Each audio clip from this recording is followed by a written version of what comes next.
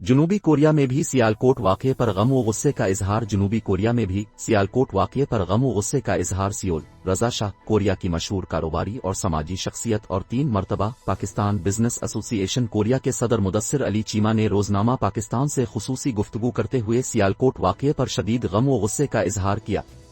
مدثر علی چیمہ نے کہا کہ ایسا لگتا ہے کہ ہمارا معاشرہ تباہی کی طرف چل پڑا ہے اور ہم اپنی بنیادی اقدار کو بھول چکے ہیں۔ ایسے لگتا ہے کہ معاشرے سے شرم، حیا اور صبر کا عنصر ختم ہوتا جا رہا ہے۔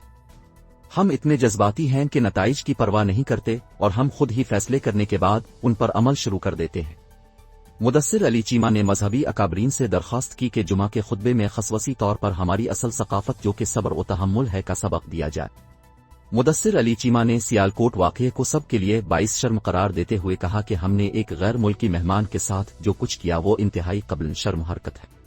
مدثر علی چیمہ نے مجرمان کو سخت سے سخت سزا دینے کا مطالبہ کرتے ہوئے کہا کہ مجرمان کو نشان عبرت بنانا ضروری ہے اور سیاسی جماعتوں کے قائدین کو بھی چاہیے کہ عوام کو تحمل کا درس دیں۔